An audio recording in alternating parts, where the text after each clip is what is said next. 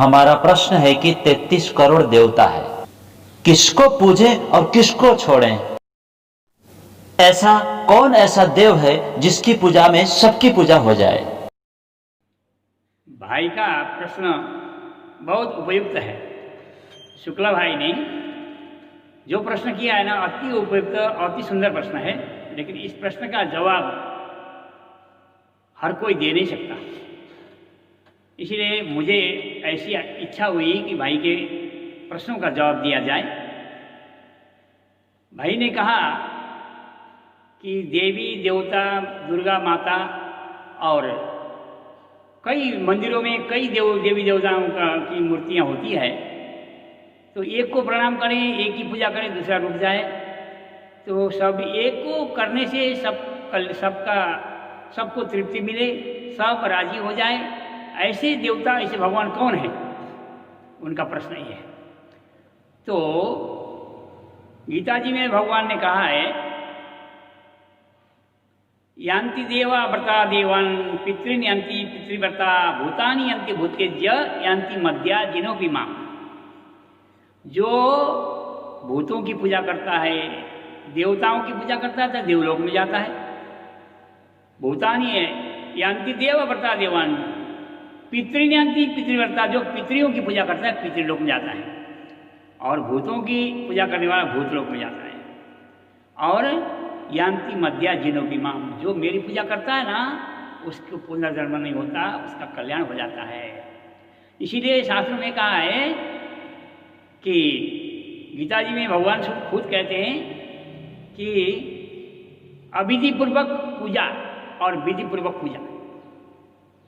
जैसे हम दाहिने हाथ से भोजन करते हैं तो भी पेट भरता है, बाएं हाथ से खाएं तो भी पेट तो भरेगा, लेकिन क्या वो उचित है क्या? इसी प्रकार से देवी देवता सभी की पूजा करके, पूजा पत्थर पानी कुछ की भी, किसी की भी पूजा कर लो, भगवान ने कहा वो सारी पूजा मेरी ही है। किंतु एक विधि पूर्वक पूजा होती है, एक अविधि पूर्वक। दाहिने हाथ से खाना विधि पूर्वक है, बाएं हाथ से खाना अविधि पूर्वक है। इसी तरह से अविधि पूर्वक की पूजा करनी है या विधि पूर्वक की करनी है, आपको चयन करना है।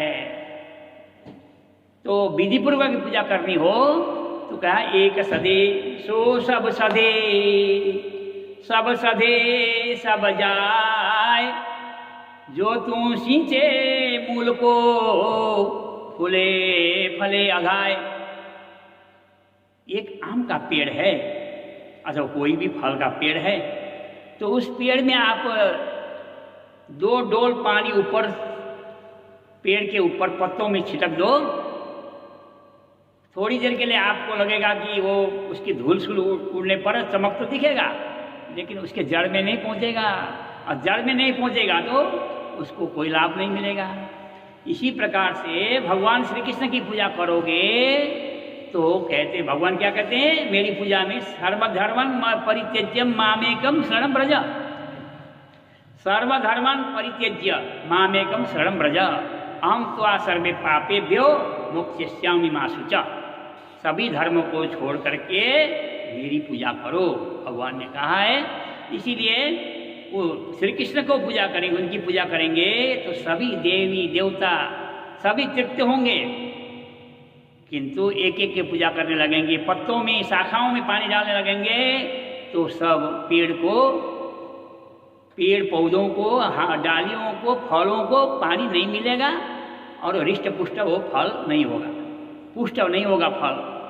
तो पुष्ट धर्म करना है, पुष्ट प्रकार से, पुष्टि से हमें परमात्मा की पूजा करनी है, तो एक ही की करनी है। ये कौन है? श्री कृष्ण। कौन है वो? तो संसार में सबसे बड़े भगवान कौन है? ऐसे भगवान तो बहुत सारे हैं, लेकिन उनमें से सबसे विष्णु भगवान, विष्णु भगवान से आगे महादेव जी हैं, देव के भी देव अधिक महादेव, उनसे भी आगे जाओ तो अव्याकृत ब्रह्म, नारायण है, नारायण से भी आगे जाओ तो अव्याकृत है, अव्याकृत से आगे जाओ तो सबलिक है, सबलिंग से आगे जाओ तो केवल धाम है, केवल ब्रह्म है। केवल से आगे जाओ तो सत्स्वरूप है। सत्स्वरूप से आगे जाओ तो अक्षर ब्रह्म भगवान है, अक्षर ब्रह्म भगवान जी खेल बाल चरित्र आप अपनी इच्छा से प्रकृत कोटि ब्रह्मांड नजरों में आवे, छीन में देख के पल में उड़ावे। कोटि ब्रह्मांड नजरों में आवे, छीन में देख के पल में उड़ावे। भगवान अक्षर भगवान क्या करते हैं, मिनटों में 1 सेकंड में करोड़ों ब्रह्मांड बना करके मिटा देते हैं, इसीलिए उनको अक्षर कहा, अक्षर ब्रह्म कूटस्थ ब्रह्म कहा। उनके भी आगे जाइए तो जमुना जी के उस पार परम धाम अक्षरातीत, अक्षरत परता पर करके कहा है शास्त्रों में। उस परब्रह्म परमात्मा की पूजा करेंगे तो सब राजी हो जाएंगे, सब की पूजा हो जाएगी। इसीलिए सज्जनों हमें पूजा करनी है। सभी देवी देवता सब हमारे आदरणीय हैं, लेकिन पूजनीय एक ही परमात्मा है। आदर जैसे मान लीजिए एक लड़की जब शादी हो जाती है, ससुराल में जाती है, तो देवर जेठ सास ससुरा किसी की अपमान नहीं करती है, किसी का अपमान नहीं करती है, लेकिन सबका सम्मान देती है। सबको अपने अपने दर्जा के अनुसार सम्मान देती है, किंतु पति तो नहीं मानती है, पति तो एक ही है ना। इसी प्रकार से आत्मा के पति परब्रह्म परमात्मा श्री कृष्ण है, तो उनकी पूजा करोगे तो सब राजी हो जाएंगे, सबको तृप्ति मिलेगी। इसीलिए भगवान ने गीता जी में कहा विधि पूर्वक और अविधि पूर्वक पूजा करनी है। तुम अपने आप अपनी बुद्धि से समझदारी से तुम करो, चाहे मिट्टी की करो, चाहे पत्थर की करो, चाहे किसी भी आग अग्नि की करो, पानी की करो, नदियों की करो, लेकिन वो भी पूजा है तो मेरी ही, किंतु वो अविधि पूर्वक है। तो विधि पूर्वक पूजा करनी है कि या अविधि पूर्वक करनी है, आप अपने आप विचार कर लो।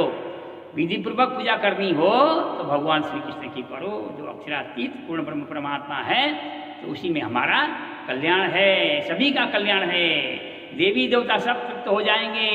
पेट में हम खाते हैं मुंह से, तो हमारे कान आँख नाक मुंह 10 इंद्रिय के लिए खाना नहीं पड़ता है, अलग अलग खाना नहीं पड़ता है। हमने मुंह से खा लिया तो पेट में गया तो सब अंगों को मिल जाता है। इसी प्रकार से भगवान श्री कृष्ण की पूजा करेंगे, सभी देवी देवता सब राजी हो जाएंगे। इसीलिए ये भाई का जो प्रश्न है तो उसका उत्तर देने को मन कर रहा था, इसलिए आज मुझे ये अवसर मिला। तो आप सबको समझने की कोशिश करें, तो समझे बिना सुख पार को नहीं, समझोगे नहीं तो सुख नहीं मिलने का। तो सुख पाने के लिए, सुख मिलने के लिए समझदारी चाहिए। समझो, अपने भगवान ने, परमात्मा ने, राज्य ने हमें बुद्धि दी है, विवेक दी है, उसका प्रयोग करो और समझो, तो फिर आपको किसकी पूजा करनी है कहने की जरूरत नहीं है, अपने आप समझ जाओगे। इन्हीं शब्दों के साथ मैं मेरी वाणी को विराम देता हूँ।